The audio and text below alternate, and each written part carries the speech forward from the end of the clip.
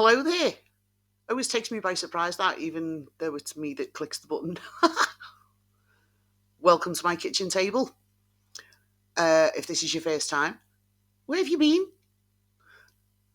Only joking. You are very welcome. Right, let's see where we're all off to today. We're off to Hyde, spelt with a Y. And it's a town in Tameside in Greater Manchester in the northwest of England. It's got a population of around 36,000. And that was in the 2021 census. It's within the boundaries of the historic county of Cheshire. Now, what happened a few years ago, they had a big shuffle around with all the counties and added a couple in and took a couple away somewhere else. And Cheshire is one of the ones that survived, if you like, in the northwest. So it's actually located about 8 miles east of the city of Manchester. So not far at all. I'm going to enjoy doing this one. You can probably tell by my face. If you're ready, take a seat and I'll tell you a story. Harold Frederick Shipman, known to acquaintances as Fred, was an English general practitioner, or GP, which is what we call our family doctors, and a serial killer. He's considered to be one of the most prolific, if not the most prolific, you get what I mean, serial killers in modern history, with an estimated 250 victims, possibly more. On the 31st of January 2000, Shipman was found guilty of murdering 15 patients under his care. Now, this was, basically it was a test case, because if he got found guilty of the 15, he was going down for life anyway. So they got the evidence together to prosecute him, and he was found guilty of the 15 murders. He was sentenced to life imprisonment with a whole life order. A whole life order in the UK is what we call life without parole. They are actually sentenced to die in prison. Before he was sentenced, Shipman had been incarcerated, love that word, in strange ways. Well, what used to be called strange ways, we now have to call it His Majesty's Prison, Manchester, and His Majesty's Prison, Frankland, in Durham. Now, Frankland is a Category A, high security prison. Got some really nasty people in there. And he'd been on suicide watch in both of them.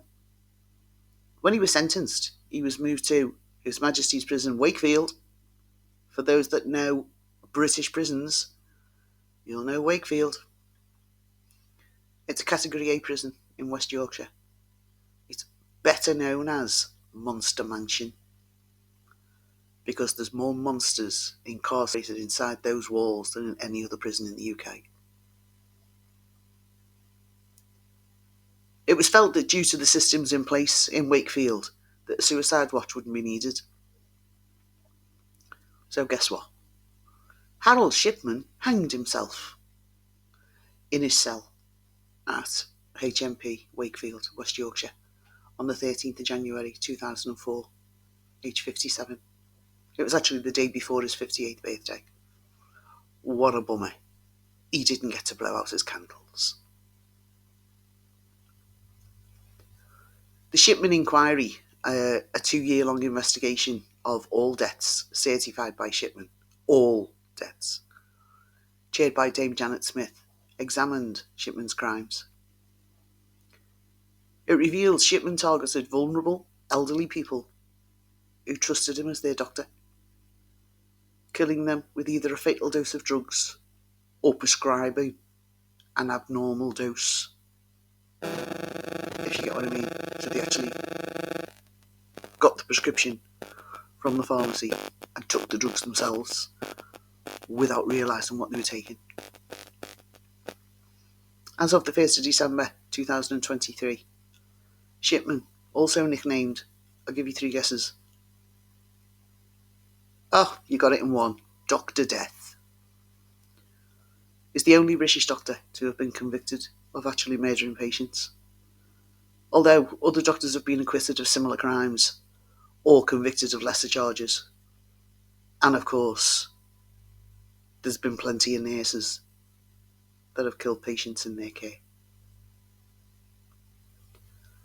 Harold Frederick Shipman was born on the 14th of January 1946 on the Bestwood estate, which was a council estate in Nottingham.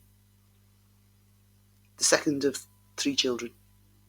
His father, also Harold Frederick Shipman, lived from 1914 to 1985, and he was a lorry driver during his working years. His mother was Vera, and she lived 1919 to 1963. They were working class parents, and they were devout Methodists. Shipman was particularly close to his mother, who died of lung cancer when he was aged 17. His death became, how can I explain this? Similar to what later became Shipman's modus operandi. You see, in the later stages of her disease, her cancer, she had morphine administered at home by doctors, and Shipman witnessed his mother's pain subside despite her terminal condition until her death on the 21st of June 1963. On the 5th of November 1966, he married Primrose Oxtoby. The couple had 4 children. Shipman then studied medicine at Leeds University, Leeds School of Medicine, at the University of Leeds, I should say. He graduated in 1970. He began working at Pontefract General Infirmary in Pontefract, West Riding of Yorkshire. And in 1974, he took his first position as a general practitioner, or GP, at the Abram Ormerod Medical Centre in Todmorden. The following year, Shipman was caught forging prescriptions of pethidine for his own use. He'd become addicted as a student. He was fined £600 and briefly attended a drug rehabilitation clinic in York. He worked as a GP at Donnybrook Medical Centre in Hyde, Greater Manchester, in 1977. Shipman continued working as a GP in Hyde throughout the 1980s and established his own surgery at 21 Market Street in 1993, becoming a respected member of the community. In 1983, he was interviewed in an edition, our main TV station in the Northwest. I mean, we've got BBC that runs right the way throughout the country, but in the Northwest it's Granada Television. And one of the major documentary series, besides it, there was like the likes of Panorama, which was on the BBC, but the independent television channels, like the likes of Granada, had World in Action. And he was actually interviewed on this programme on World in Action. And it was with regards to how the mentally ill should be treated in the community. A year after his conviction on the charges of murder, the interview was rebroadcast. Now, one of our other very, very popular like documentary series, if you like, it was more well, this is what happened today, but not news-wise. It's like, this is what's going on in the world today, even though it wasn't on the news kind of thing. It was strange, but it was really, really good. And it was called Tonight with Trevor McDonald. No. We've got a comedian in the UK called Lenny Henry, and he used to have his own television programme, and this guy is hilarious. and he used to do a parody of a newsreader. Only his name was Trevor McDonald, and people started calling Trevor McDonald because it was a parody of Trevor McDonald. And they started calling him Trevor McDonald, and he didn't have a clue why, because he'd never seen the programme. God love him. So yeah, it was rebroadcast on the Tonight programme with Trevor McDonald actually breaking down and giving a bit of information about what had gone on. In March 1998, Dr. Linda Reynolds of the Brook Surgery in Hyde actually expressed concerns to John Pollard, the coroner for the South Manchester district, about the high death rate among Shipman's patients. In particular, she was concerned about the large number of cremation forms for elderly women that he had asked her to countersign. Police were unable to find sufficient evidence to bring charges and closed the investigation on the 17th of April. The Shipman inquiry later blamed Greater Manchester Police for assigning inexperienced officers to the case. After the investigation was closed, Shipman killed 3 more people. A few months later, in August, taxi driver... I'll just explain this very quickly. In the UK, if you have an appointment at a hospital and you are elderly, infirm, disabled, whatever, and you've got no transport of your own, you can book an ambulance. It's more the minibus type of ambulance. But if you're not in a wheelchair and you're able to get in and out of a car, they'll book you a taxi and it's paid for you. Now, a lot of the times, it's volunteers that do this. I mean, an old friend of mine was a volunteer for years, taking the elderly and infirm to the hospital for their appointments and picking them up and taking them home again. Now, that's what this guy did. Only he was a taxi driver, so he got paid. So, in August, this taxi driver, John Shaw, God love him, told the police that he suspected Shipman of murdering 21 patients. He was sure, he was positive, because Shaw became suspicious as many of the elderly customers that he'd taken to hospital, while seemingly in good health, because these hospital appointments may just be to have blood taken. Something as simple as that. And all of a sudden he died in Shipman's care. Shipman's last victim was Kathleen Grundy, and she was the former mayor of Hyde, and she was found dead at her home on the 24th of June 1998. He was the last person to have seen her alive. He later signed her death certificate, recording the cause of death as old age. Grundy's daughter was a lawyer, Angela Woodruff, and she became concerned when a fellow lawyer, Brian Burgess, actually informed her that a will had been drawn up, apparently by her mother, but he had major doubts about its authenticity. The will excluded Angela and her family, but left £386,000 to Dr. Shipman.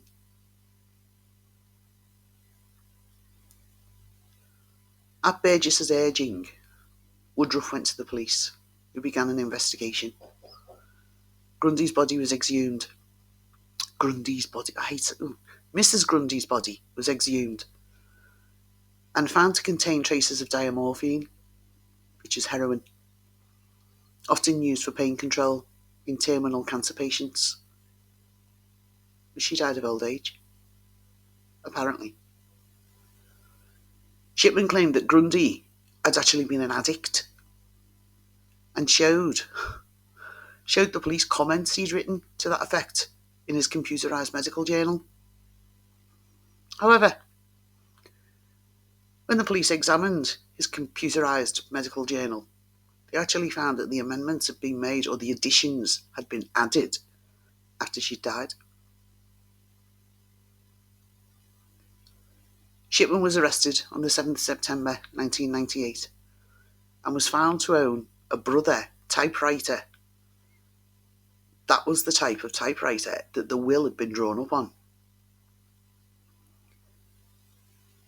Prescription for Murder, a book published in 2000 by journalists Brian Whittle and Jean Ritchie, suggested that Shipman forged the will either because he wanted to be caught because his life was out of control, or because he planned to retire at 55 and leave the UK.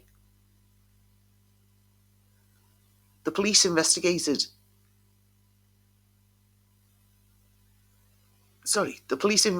other deaths Shipman had certified and concentrated their investigation on 15 specimen cases. They discovered a pattern of his administering lethal doses of diamorphine, signing patients' death certificates, and then falsifying medical records to indicate that they'd been in poor health, etc. In 2003, David Spiegelhalter, great name, suggested that statistical monitoring could have led to an alarm being raised at the end of 1996, when there had been 67 excess deaths in females over 65 years, compared with 119 by 1998. In addition, an abnormally large number of deaths occurred around the same time of day, when Shipman was on his afternoon visits. Also, in the doctor's presence.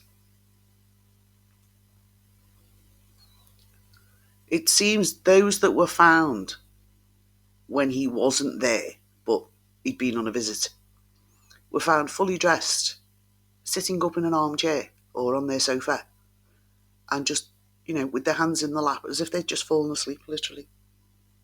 Like that. And that's how they were found. Shipman's trial began at Preston Crown Court on the 5th of October in 1999, and he was charged with the murders of 15 women by lethal injection of diamorphine, all between 1995 and 98.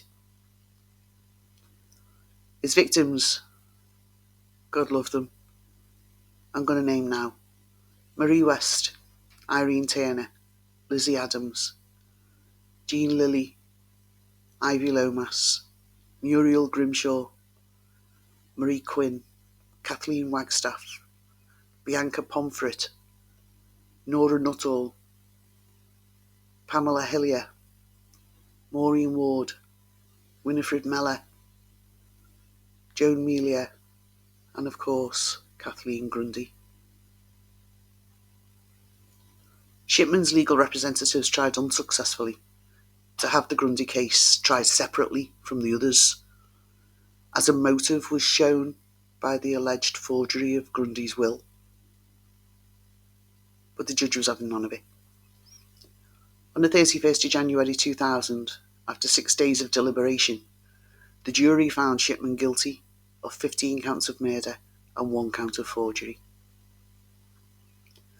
Mr. Justice Forbes subsequently sentenced Shipman to life imprisonment on all 15 counts of murder, with a recommendation that it be subject to a whole life tariff, to be served concurrently, with, like it's going to make a difference, with a sentence of 4 years for forging Grundy's will. On the 11th of February, 11 days after his conviction, Shipman was struck off the medical register by the General Medical Council, or the GMC. 2 years later, Home Secretary David Blunkett confirmed the judge's whole life tariff. Now, this was actually just months before the British government ministers lost their power to set minimum terms for prisoners. So what used to happen is the judge would give a recommendation, and then that was confirmed or denied by the Home Secretary. But now, you get tried and sentenced tried by a jury and sentenced by a judge, not a politician. I never agreed with that anyway. So, while authorities could have brought many additional charges, they concluded that a fair hearing would be impossible in view of the enormous publicity surrounding the original trial. Furthermore, the 15 life sentences already imposed rendered further litigation unnecessary. Shipman became friends with fellow serial killer Peter Moore while in prison. Little snippet for you. He wasn't a very nice man at all. Harold Shipman always denied his guilt, disputing the scientific evidence against him. He never made any public statements about his actions. Shipman's wife, Primrose, maintained that he was not guilty, even after his conviction. He's the only doctor in history of British medicine to be found guilty of murdering his patients. John Bodkin Adams, who I've actually done a video on, was one of my first ones, was charged in 1957 with murdering a patient, amid rumours that he'd killed dozens more over a 10-year period. Possibly provided the role model for Shipman. But he was acquitted, and no further charges were actually pursued. A historian, Pamela Cullen, has argued that because of Adams' acquittal, there was no impetus to examine potential flaws in the British legal system until the Shipman case.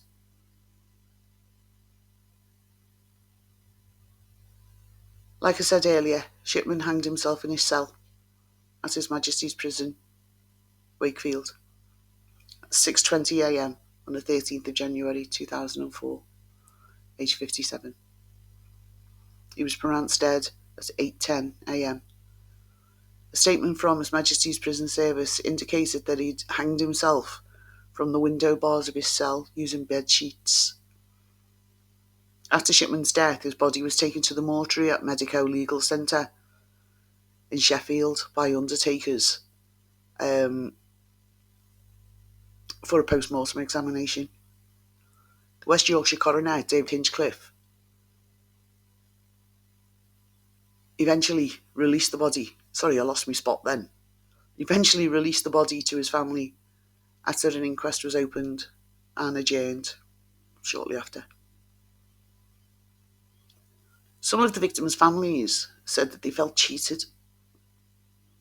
The Shipman suicide meant that they'd never have the satisfaction of a confession or answers as to why he did it.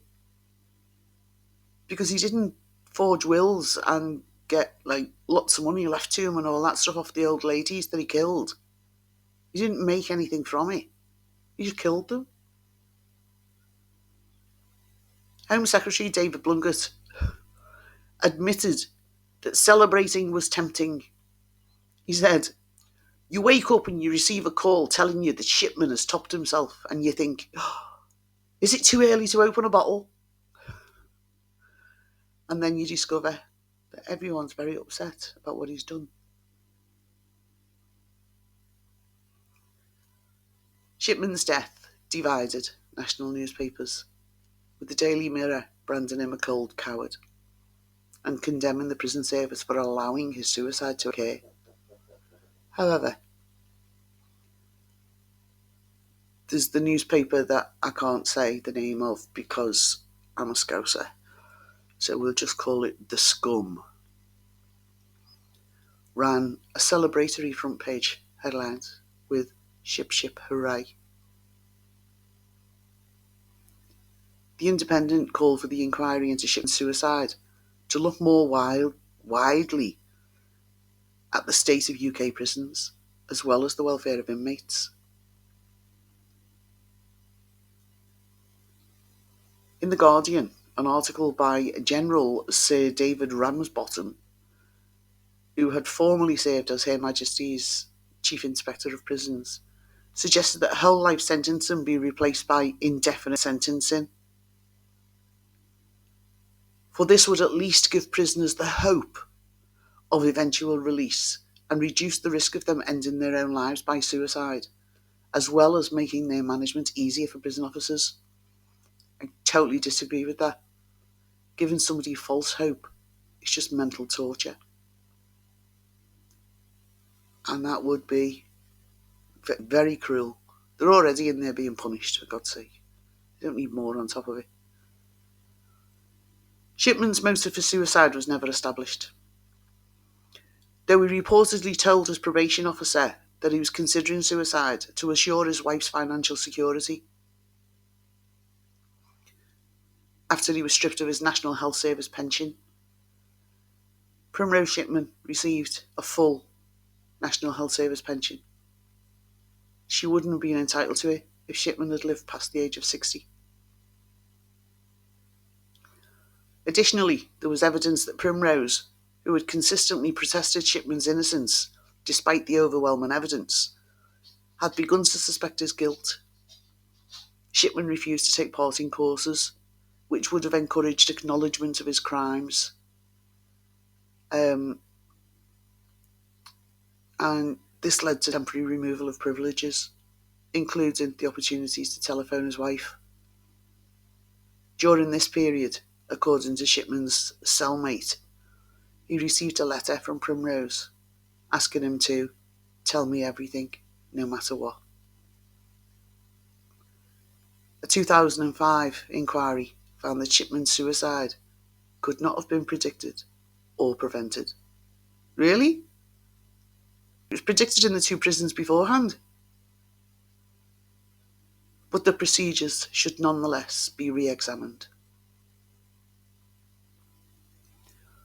After Shipman's body was released to his family, it remained in Sheffield for over a year, despite multiple false reports about his funeral. Primrose was actually advised by police against burying her husband for fear of retribution and the grave being attacked. He was eventually cremated on 19th of March 2005 at Huckcliffe Wood Crematorium.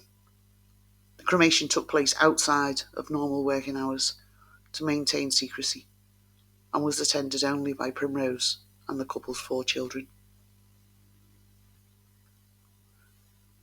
In January 2001, Chris Gregg, a senior West Yorkshire police detective, was actually selected to lead an investigation into 22 deaths in West Yorkshire. Following this, the Shipman inquiry, submitted in 2002, concluded that he killed at least, you ready, 218 of his patients. And that was between 1975 and 1998, while working at practices in Todmorden and Hyde. Janet Smith, the judge who submitted the report, admitted that many more deaths of a suspicious nature could not be ruled out as being Shipman murder. Most of his victims were elderly women in good health. In his 6th and final report, issued on the 24th of January 2005, Smith reported that she delivered that Shipman had killed 3 patients, and she had serious suspicions about 4 further deaths, including that of a 4-year-old girl during the early stages of his medical career at Pontefract General Infirmary. In total, 459 people died while in his care between 71 and 98. But it's uncertain how many of those were murder victims, as he was often the only doctor to certify a death. Smith's estimate of Shipman's total victim count over that 27-year period was 250. But that's a guesstimate. So it's anything between 218 and 459. Pick a number. The General Medical Council charged 6 doctors who signed cremation forms for Shipman's victims with misconduct, claiming that they should have noticed that the pattern between Shipman's home visits and his patients' deaths. All these doctors were found not guilty. In October 2005, a similar hearing was held against 2 doctors who worked at Tameside General Hospital in 1994 who failed to detect that Shipman has deliberately administered a grossly excessive dose of morphine. The Shipman inquiry actually recommended changes to the structure of the General Medical Council. In 2005, it came to light that Shipman may have actually stolen jewellery from his victims. In 1998, police uncovered over £10,000 worth of jewellery in his garage. In March 2005, when Primrose asked for its return, police wrote to the families of Shipman's victims asking them if they could identify any of the jewellery. Unidentified items were handed to the Assets Recovery Agency in May, and the investigation ended in August. Authorities returned 66 pieces to Primrose and auctioned 33 pieces that she confirmed were definitely not hers. Proceeds of the auction went to Tameside Victim Support. The only piece returned to a murdered patient's family was a platinum diamond ring, for which the family provided a photograph as proof of ownership. A memorial garden to Shipman's victims, called the Garden of Tranquility, opened in Hyde Park in Hyde on the 30th of July 2005. As of early 2009, families of over 200 of his victims were still seeking compensation for the loss of their relatives. In September 2009, letters Shipman wrote in prison to friends were being sold at auction. How sick is that? Following complaints from the victims' relatives and uproar in the media, the sale was withdrawn. The Shipman case and a series of recommendations in the Shipman Inquiry Report led to changes in standard medical procedures in the UK. It's now referred to as the Shipman effect. Many doctors reported changes in their dispensing practices, and a reluctance to risk over-prescribing pain medication may have actually led to under-prescribing, which is not good for the patient at all, is it? Death certification practices were altered as well. Perhaps the largest change was the movement from single doctor general practices to multiple doctor general practices, because that way they could check on each other and they had each other's backs. It wasn't a direct recommendation, but rather because the report stated that there was not enough safeguarding and monitoring of doctors' decisions. It's that way, if they formed a multiple doctor practice, they were actually, like I said, monitoring each other. The forms needed for cremation in England and Wales have actually had their questions altered as a direct result of the Shipman case. For example, the person or persons organising the funeral must answer, do you know or suspect that the death of the person who has died was violent or unnatural? Do you consider that there should be any further examinations of the remains of the person who has died? Pretty straightforward questions, really. As of the 1st of December 2023, Shipman, also nicknamed, like I said before, Dr. Death, is the only British doctor to have been convicted of murdering patients. Although other doctors have been acquitted of similar crimes or convicted of lesser charges. And then there's the nurses. We have Victorina Chua, Benjamin Green, Colin Norris, Beverly Allett, although she wasn't a qualified nurse anyway. And of course, Queen of them all, Lucy Letby. all killed patients in their care. Why? Nurses in the UK have to go through 3 years of university, and they have to pay. So, they don't get it for free. They get some of it free because it's nursing, but literally because it's nursing, some of it's free. But why go through all that just to kill people? Doesn't make much sense to me. But then, murder in any form doesn't make sense to me. Thank you so much for allowing me to tell you this story, and thank you so much for listening. It really means a lot, honestly. If you found it interesting, please hit the like button, and please, I'm not begging, just consider subscribing. It's totally and utterly free to do, so don't hold back. And if you're new to my channel, you will find at the end of every one of my videos, I give you a reason to smile. And today is no different. So remember, if you see somebody without a smile, give them one of yours. They may need it more than you do. I've been Sue.